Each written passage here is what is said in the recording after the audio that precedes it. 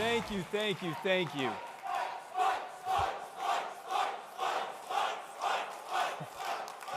Listen, if y'all want to do that for 30 minutes, that makes my life so much easier. I will not stop you. Revolution 2022. I got a simple question for you to start this off. Who here is ready to make liberty win? That's what I thought. That's what I thought. Then I must be in the right place. That's good to know. I was worried I might have lost some of you with everything that's happened over the last year or so, the double-digit inflation, the threat of the returning lockdowns, shortages on everything, the ever-present threat of looming war. So I'm glad to see that I didn't lose you. I'm glad to see that you still realize that we need liberty to win. I'm so happy to be here at Revolution 2022, or as the FBI calls it, the domestic terrorist fantasy. Oh. Yes. Yes, give it up for domestic extremism. So, who here, by the way, has seen that? The FBI released, actually they didn't release it, it got leaked. Their most recent release that they put out to their anti-terrorism people, showing all of the slogans and phrases and symbols that they use to identify pretty much everyone in here as what they call a militia violent extremist. Who's seen that? Yeah. Yeah. Did you see what they included? Some of the things they included the Betsy Ross flag, you know, the first American flag, that's terrorism. They included the quote from Thomas Jefferson's Tree of Liberty quote. They included the entire wording of the Second Amendment. Like, they included part of the Constitution as a way to determine.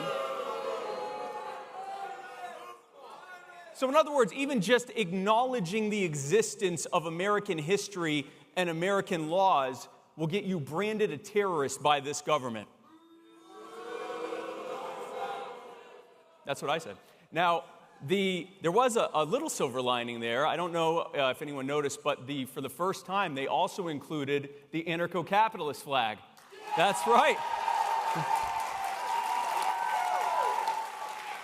That's right, guys. We made it. We finally made it. I am hoping, fingers crossed, I'm hoping the timing will be right when we all get home from this. Our Toyota pickup trucks and machine guns will be waiting for us at home. That's the hope.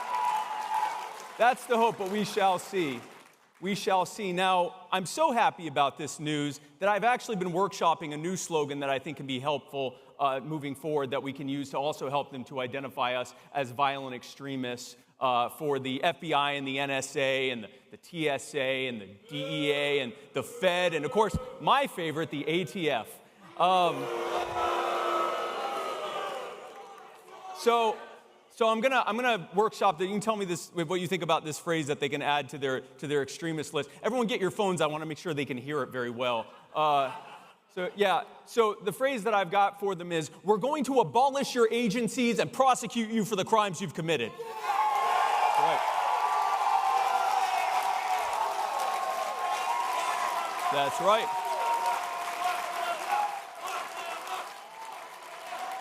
That's right, lock them up. So, good. Well, it sounds like we're on the same page here, and I'm happy to hear that. Like I said, I'm glad that you are still here to make liberty win, because the reality is things just keep getting worse. And there are some silver linings, though. This is a record-breaking group for Young Americans for Liberty, and it grows more every single year. Young voices like you are being shown more and more. Liberty-loving voices like you are being portrayed in both old media and new more than ever before. Millions of freedom-loving people like you join me every single day in making government and corporate media absolutely miserable on the internet. That's right. That's right. And it makes sense to understand why. A recent poll came out that showed that 13% of Americans, only 13% of Americans, are satisfied with the way things are going in this country, which of course begs the question, who the hell are these people? Who are the 13% that see this and say, anyway, that means, of course, that 87% are dissatisfied with the status quo. So that should be easy for us, right? If they're dissatisfied with the status quo, well, we're the opposite of the status quo. If tyranny and oppression is what got us here, then liberty is what's going to get us out of it, right? So all we got to do is show up and say, hey, you know this thing that you absolutely hate? We're the opposite of that. Come and join us, right? Here's the only problem. Most people don't actually believe that. They're frustrated with the status quo, but they're deeply embedded in it still.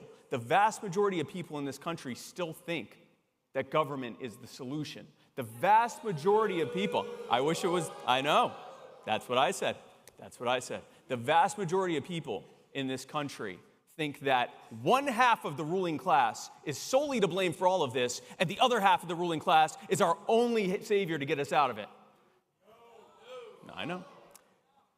The vast majority of people think that freedom, or at least too much freedom, is scary and dangerous and might be responsible for the problems that we have right now. That's the problem that we're facing right now. We learned from the Milgram experiment that a good, solid majority of people, if they're shown the semblance of authority, will go along with things that make absolutely no sense. So it stands to reason that our government is increasingly run, our country is increasingly run by control freaks wearing lab coats. That makes sense, right? I agree with all of the different things that were just said just now. There's like 5 different things, but you were all right. So here's what it is, guys. People they aren't ready for this yet. Most people aren't quite ready for freedom yet. So how do we get them ready? We argue with them on the internet, we tell them why they're wrong, and then we make memes about how stupid they are. Thank you. No, please. I'm concerned about how loud you clapped for that. No. Please don't go and do that. No, I know, I want to join you, but let's not. So, here's how you do it. Like we were saying before, tyranny got us here, liberty will get us out of it. We know that, but the fact is most people, you can't reach them through argumentation as much as we'd like to. We can't reach them just by telling them. Most people are not brilliant early adopters like we are, right? Most people need to be shown something. They need to have it demonstrated to them. They need to see how liberty works, not just in theory, but in actual practice. And thankfully, that's the work that Young Americans for Liberty is doing every single day.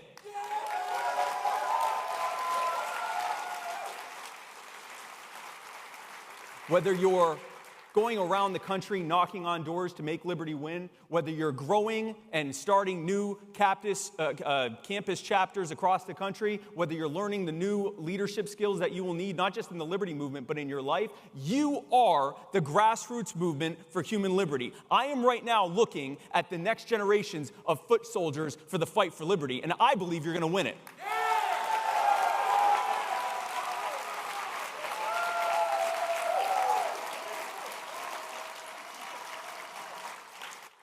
Now, as you know, your strategy is largely local and statewide, and that makes sense because that's where we need to start. That's actually what I've been doing as well. I've been doing it a little bit differently than Yal's been doing it, but we work together very well. You guys are focusing primarily on the campaigning and the raising awareness for activism and events. We're doing it mostly issues-based, issues-oriented activism. That's what we're doing. And I can give you an example of how we're doing that. We've been doing it across the country. We just officially launched 2 months ago, but we've been doing it as a proof of concept for over a year now. And I'm going to give you an example of one of those cases of how we've been doing this. Who here is from North Carolina? Okay, 7 of you. Who here has heard of North Carolina? There we go. North Carolina in the house. So it's like 2 states away. Anyway, in North Carolina, there is a town there called Gastonia. And Gastonia has some of the most incredible people you'll ever meet. And unfortunately, it also has one of the most corrupt governments that you will ever experience. Yep. Yes. And last year, there was a man by the name of Josh Rohrer. And he is one of those incredible people I was telling you about. Unfortunately, some of you know Josh. Okay, good. Then you know how this is going to go. And About a year ago, Josh was out with his PTSD service dog, Sunshine. Josh is was a homeless veteran. He now isn't homeless, thankfully, but he was a homeless veteran, and he was out with his PTSD service dog, Sunshine. And two police officers came. They arrested him. They roughed him up pretty good, and they tased Sunshine. They tased his service dog. And unfortunately, later, Sunshine passed away. And the police, hold on. The police claimed that this was all perfectly understandable. Joshua was actually resisting arrest, and he was breaking the law, and his service dog bit one of the officers, and they did what they had to do. Now, Joshua and every other single witness there said that's not what happened at all. Just the opposite happened. Well, we're getting there. They said that that's not what happened. Joshua didn't break the law. He was complying. The dog wasn't doing anything to anyone. They just did what they wanted to do. Now, thankfully, every single officer that was there had body cam footage, which Joshua and his attorney had seen. And you could very easily find out who's telling the truth by just releasing the body cam footage. And you're going to be shocked to discover what the police attorneys and district attorney fought for months to keep blocked. And I know. I'm as shocked as you. You're going to be further shocked to discover that one of the officers, his father, is the head of internal affairs. Yeah, I know. Big shocker there, right? Well, I could spend the next hour talking about all the things that the Gastonia Police Department and Gastonia government did to Joshua and to many others. In the middle of all this, they also shut down the only homeless shelter in the city, and as a result, dozens of homeless people have died needlessly for no good reason. I could talk about this for hours. The bottom line is that they've been doing this for decades. They thought they were going to do it again. They thought they were going to run roughshod over Joshua and everyone else.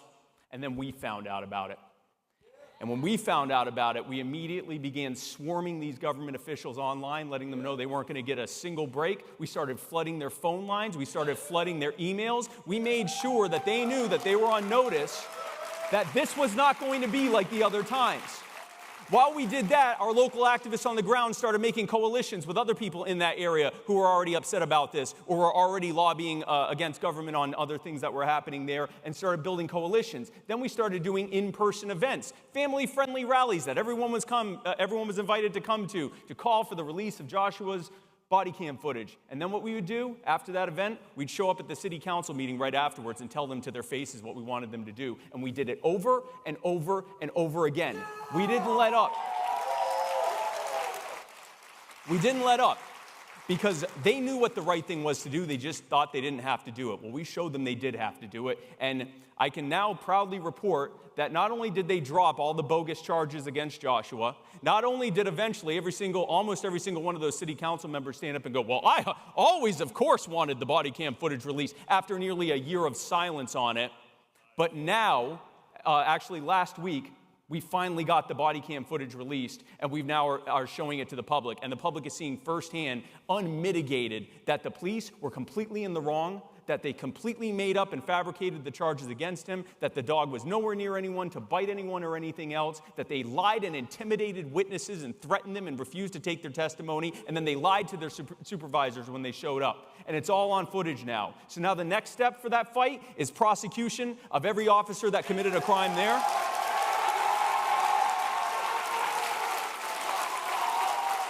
That's right.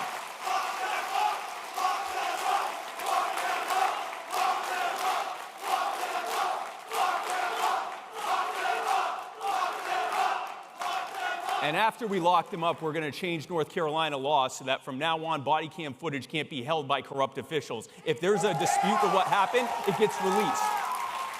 If we paid for it, it's our footage, and there's no reason we should have to beg the crown for it. Now, that is the kind of work that we are doing.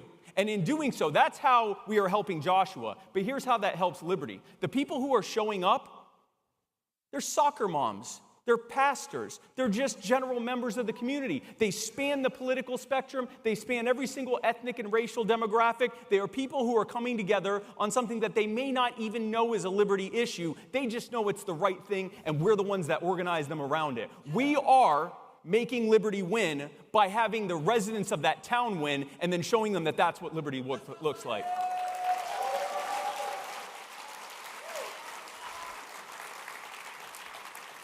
This is the kind of work that we do when we go into our communities, meet them where they are, show them how we got here, and then show them how liberty can fix it. This is the work that you are doing in Yale every single day, and it's incredible work. The things you are going to learn here at Rev 22 and the connections that you are going to make, you are going to take out into the world and use it to grow this movement in ways that don't even seem imaginable yet. And I believe in you. You are the generation that is going to do this. We are primed to do it. We have everything on our side, and now it's time to do it. And I can't wait to see what you do. You're not going to clap for yourselves? Okay, no, that's fine. No, listen. Look. I thought if anything, you'd clap for yourselves. Don't clap for me, clap for you. I'm here for you. No. Keep doing the work that you're doing. But in addition to that, build coalitions with people in your area that may even just agree with you on one single issue and work with them to win on that one single issue. Show up to your city councils, school boards, zoning boards, whatever else, and speak sense to those corrupt fools and organize and invite for people to join you. Hell, invite me. I'll come and do it too. I like that. That's one of my favorite things.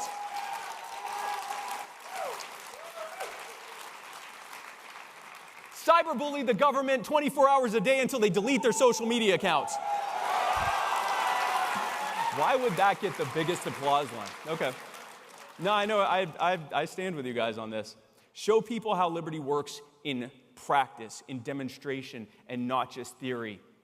People want to know how to fix this, and no one is telling them. That's what we're here for. We're going to tell them, but more importantly, we're going to show them. You are showing them. There's a phrase I use very often. You might have heard it. I say, I'm Spike Cohen, and you are the power. And what I mean by that is that you have the power. You have everything inside of you that you need to be a warrior for liberty.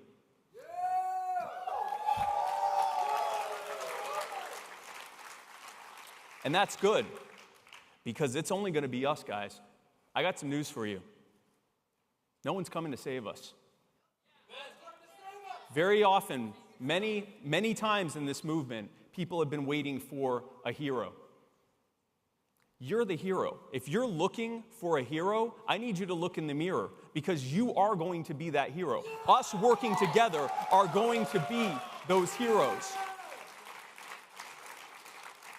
We're the libertarians. We're already the smartest people in the room. And always, right, by default. And this is Young Americans for Liberty. You're the most motivated people in the room.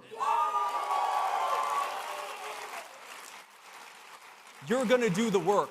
And that's good, because absent our action, things are only going to get worse. You don't like double-digit inflation? Wait till your dollars are as worthless as Zimbabwean dollars. You don't like food and product shortages? Wait till you're lucky to find anything in the store, like in Venezuela. You didn't like the lockdowns and the mandates? Wait till they put you in camps like they did in Australia. Or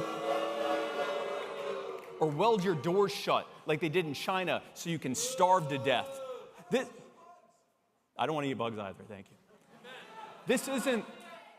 Is that the chant? I don't want to eat bugs? Okay, listen. This crowd's wild, man. Listen, this is not from some dystopian novel. This happened. It's already happened, and it's going to happen here unless we stop it.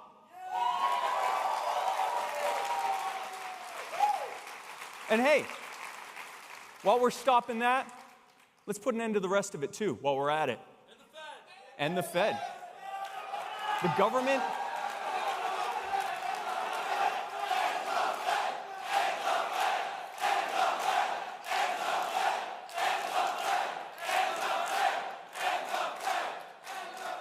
That is one example, yes, and the Fed, yes. The government labeling you a terrorist for wanting freedom, or for even just acknowledging the existence of freedom, let's put an end to that. The constant threat of wars overseas, let's put an end to that. The Federal Reserve, let's put an end to that.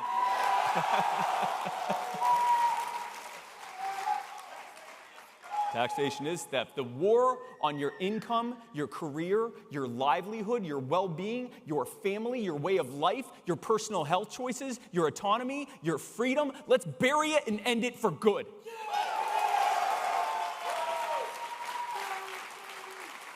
We don't need anyone to save us. We are here to save us. We are here to set America free. We are here to grow this movement. We are here for nothing short of a revolution.